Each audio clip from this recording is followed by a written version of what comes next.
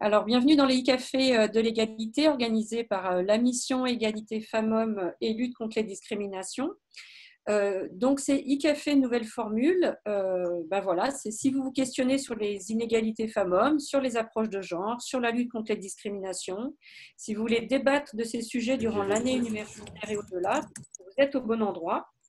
Et du coup, si vous êtes empêché d'écouter en direct et de participer en direct à ces e-cafés, pour des questions de gestion des emplois du temps, des questions d'éloignement géographique, des questions d'empêchement physique ou social, que vous soyez à Grenoble ou bien plus loin dans des territoires francophones qui nous sont chers, vous pourrez réécouter les e-cafés sur la chaîne YouTube de l'Université Grenoble-Alpes dès demain. Sera mis en ligne du coup le e-café de ce soir et ce sera une habitude parce que les e-cafés changent de formule. Ils sont à présent des e-cafés et donc ils prennent une formule hybride. On est en contexte Covid, mais ce sera toujours la formule qui sera retenue du présentiel et de l'hybride pour permettre effectivement d'avoir un accès à tout moment à ces e-cafés qui ont une vocation à être grand public et à vous interroger effectivement sur des questions des inégalités en général. Alors, dans le thème de travail et dans l'organisation de la mission Égalité Femmes-Hommes, donc moi je suis Sophie Loirgan, je suis géographe, je suis chargée de mission Égalité Femmes-Hommes et lutte contre les discriminations à l'Université Grenoble-Alpes.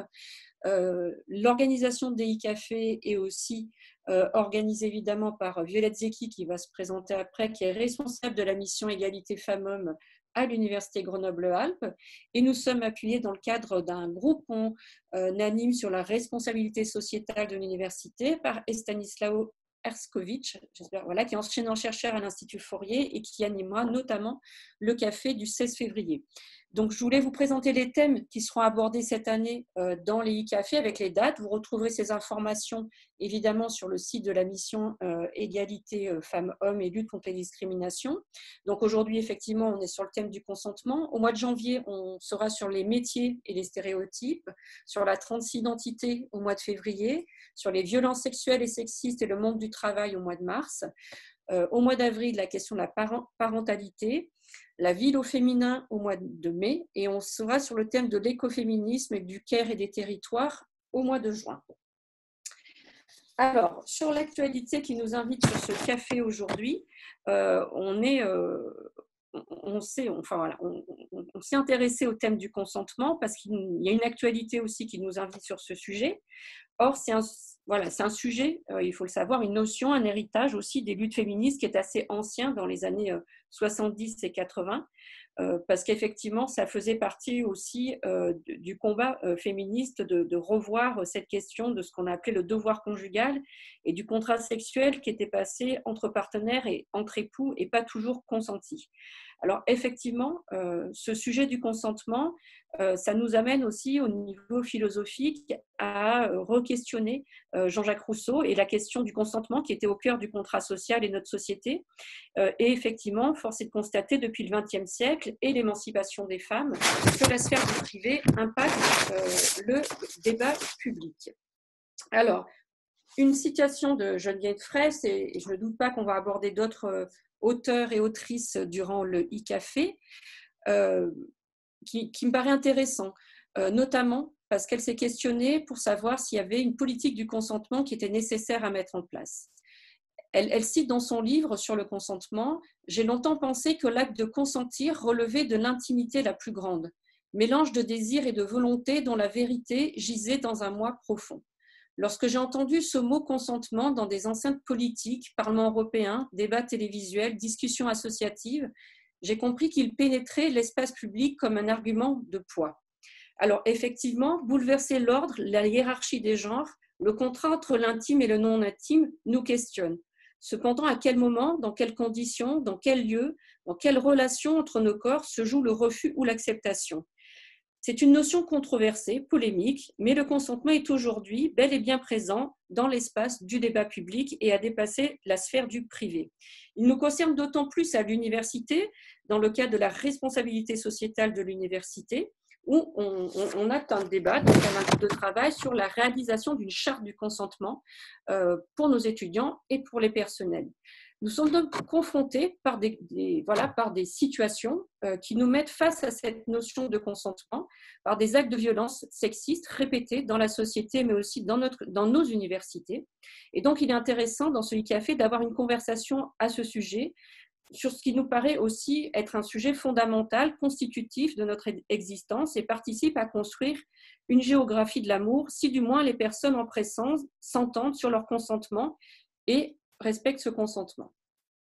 Alors, ce thème du consentement, cette notion de consentement, c'est le cheval de bataille d'Elena et Éléonore qui sont présentes ce soir et qui vont effectivement nous parler de la notion de sexe et de consentement. Elles ont fondé l'association Sexe et Consentement. Je les laisserai l'expliquer plus longuement.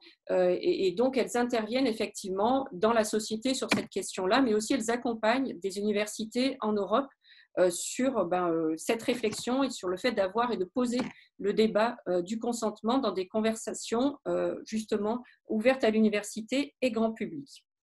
Je laisse la parole peut-être à Violette Zecchi, si elle veut se présenter, et d'autres collègues. Voilà. En tout cas, merci beaucoup pour votre présence. J'espère que le e-café va vous intéresser et je ne doute pas que ce qui a été mis en place à la fois dans la présentation un peu formelle et puis ensuite dans l'animation qui est prévue vous intéressera.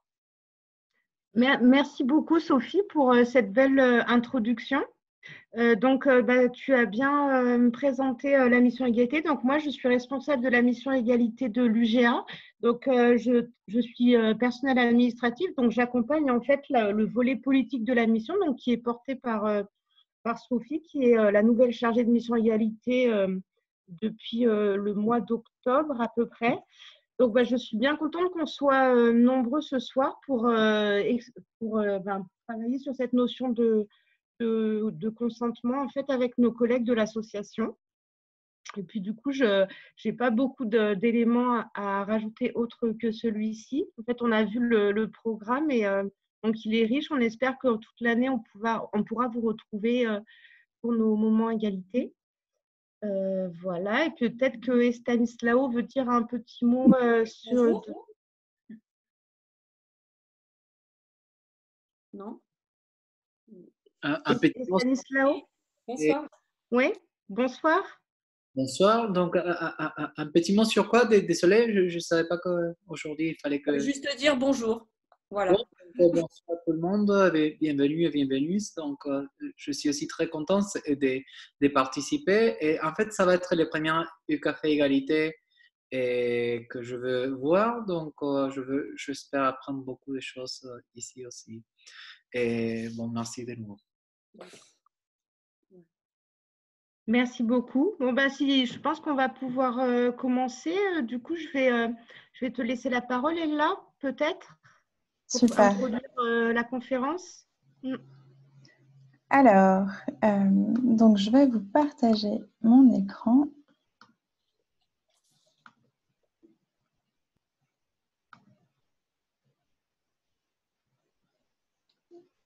Voilà. Est-ce que tout le monde voit mon écran? Oui, très bien. Super. Et je vais laisser la parole à Éléonore. Super. Donc déjà pour commencer, bonjour à toutes et à tous. Bienvenue. Merci beaucoup de vous joindre à nous pour ce café égalité. Merci particulièrement à la mission égalité de l'UGA, donc particulièrement Sophie Loirgan et Violette Zecchi pour leur invitation. On est très contents d'être là et on espère que cet atelier vous plaira. On a essayé de vous préparer quelque chose d'assez interactif, mais d'abord, je vais vous présenter un petit peu l'association et pourquoi est-ce qu'on fait ce qu'on fait avant de partir dans la partie plus interactive de l'atelier. Juste petite précision technique, la première partie est enregistrée, mais la partie plus interactive ne le sera pas de manière à respecter la participation de chaque participant et participante. Donc voilà, donc pour commencer, je me présente. Je suis Éléonore Nouel, cofondatrice de l'association Sexe et Consentement et je vais donc co-animer cet atelier avec Ella. Donc moi, je suis Ella Monique et je suis également cofondatrice de l'association Sexe et Consentement et ravie d'être là ce soir. Voilà. Donc déjà pour commencer, pourquoi parler de consentement ? On parle de consentement parce que on est parti du constat, en confondant l'association Sexe et Consentement, que les chiffres en termes de violences sexistes et sexuelles en France sont assez importants et effrayants, très conséquents. Et notamment dans le milieu universitaire, on a vu par les derniers chiffres qui sont sortis que 63% des femmes disent avoir subi ou avoir été témoins de violences physiques ou sexuelles, des violences donc, sur leur campus. Et 10% d'entre elles disent avoir été victimes de violences sexuelles. Donc c'est quand même assez conséquent. Parmi ces violences, il y a donc les agressions qui ont lieu entre étudiants et étudiantes. Et de ces agressions entre étudiants et étudiantes, 50% ont lieu durant une période qu'on appelle la zone rouge. Cette zone rouge, c'est donc les 3 premiers mois de l'université, après l'arrivée à l'université. Donc dès les premiers pas sur le campus et jusqu'à la fin du 3e mois, c'est une période durant laquelle les étudiants et étudiantes sont plus susceptibles d'être victimes d'agressions sexuelles. Donc, il nous a paru vraiment très important d'intervenir dans les milieux étudiants, notamment dans ces 3 premiers mois, mais aussi tout au long du parcours étudiant, en s'adressant à la fois aux étudiants et étudiantes et au personnel enseignant, etc. D'autres chiffres importants à rappeler en termes de consentement et de violences sexistes et sexuelles, c'est que 91% des agressions sont perpétrées par des personnes connues de la victime. Donc, on sort du mythe de l'agresseur inconnu sur un parking et on parle bien donc ici de 91% de cas où l'agresseur est connu de la victime. Donc ensuite, juste un autre petit rappel, parmi ces violences, qu'elles soient commises sur des femmes ou sur des hommes, la grande majorité sont commises par des hommes. Voilà, donc on parle principalement, malheureusement, d'agresseurs. Donc, partant de ce constat, l'éducation au consentement nous semble fondamentale dans le parcours de vie étudiante, ce qui est d'autant plus vrai que la vie étudiante est une période charnière dans la construction des personnes et donc de notre société, et que donc intervenir à ce moment-là nous a paru vraiment très important.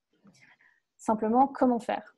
Comment faire pour parler de consentement aux populations étudiantes, mais aussi pour parler de consentement de manière plus générale dans la société française, où pour l'instant le sujet n'est pas vraiment abordé, en tout cas pas en cours d'éducation sexuelle, etc. Ce que l'association Sexe et Consentement propose, c'est notamment de distribuer des préservatifs pendant les soirées étudiantes et sur les campus qui portent un message sur le consentement. Donc, c'est ce qu'on propose dans une campagne de plaidoyer qui s'appelle « Pas de consentement, pas de sexe », que l'association Sexe et Consentement porte, et qui, en fait, demande à inscrire des mentions légales spécifiques au consentement sur tout ce qui est emballage et publicité de produits relatifs à la santé sexuelle et reproductive. Donc, qu'il s'agisse de préservatifs, de lubrifiants, dans le métro, dans la rue, etc., ou tout simplement sur les emballages de préservatifs qui sont distribués dans les soirées étudiantes. En fait, de faire ceci, ça nous permet de parler de consentement à la fois sur nos tables de nuit, donc dans la sphère privée, et en même temps d'avoir donc des messages sur le consentement dans la sphère publique. Donc, et là, si tu veux revenir sur la slide précédente, on a fait un petit exemple de ce à quoi ça pourrait ressembler. Donc, c'est un peu à l'instar de la campagne Manger, bouger. Donc voilà, donc avoir une campagne qui nous rappelle le consentement au quotidien, de manière à ce que ce soit une conversation qui soit faite à la fois dans la sphère privée, dans la sphère publique, et que le consentement devienne une notion beaucoup plus connue, qui ne puisse être séparée donc, de la question de la sexualité. Et donc, on espère qu'une plus grande partie de la population sera sensibilisée et éduquée sur ces questions. Voilà. Donc, ça, c'est ce qu'on propose. Et voilà. Donc, et là, je te laisse continuer. Oui, merci Éléonore pour la présentation de la campagne donc, qui nous tient vraiment à cœur, et c'est un des projets d'Éléonore depuis le départ dans l'association. Et pour moi, ce qui m'a vraiment questionnée et pourquoi j'ai commencé à travailler la question du consentement, c'est que je me suis dit qu'on avait vraiment... on manquait de vocabulaire en fait pour essayer de justement exprimer nos envies, exprimer nos limites, et du coup c'est la question qu'on se pose tout le temps au sein de Sexe et Consentement, de comment enrichir notre vocabulaire pour exprimer exprimer nos envies de manière explicite et de dire voilà, effectivement, je suis d'accord. Et donc, on a travaillé sur vraiment tout un tas de brainstorming sur des messages qui pourraient apparaître sur ces préservatifs. Et d'ailleurs, on est ravis parce que la mission Égalité pourra très bientôt vous proposer et vous distribuer des préservatifs de cette campagne.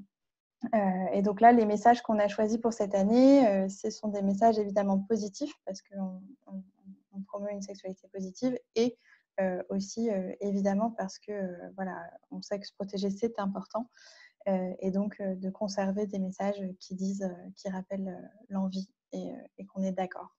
Donc c'est oui, on t'a dit oui, poser la question, sans oui c'est non, tout le monde est ok, point d'interrogation, t'as demandé avant. Et pour jouir, il faut dire oui. Et donc, voilà les messages aujourd'hui qu'on propose comme mention légale possible pour la campagne Pas de consentement, pas de sexe. Donc, tout ça, ça nous amène à nous poser la question, et c'est vraiment, je pense, quelque chose qui est en travail dans la société de manière générale et à la fois au sein des mouvements étudiants et plus généralement pour nous tous, sur comment promouvoir une culture du consentement explicite. Donc, vraiment de demander, poser la question, utiliser des mots pour exprimer son consentement et le demander.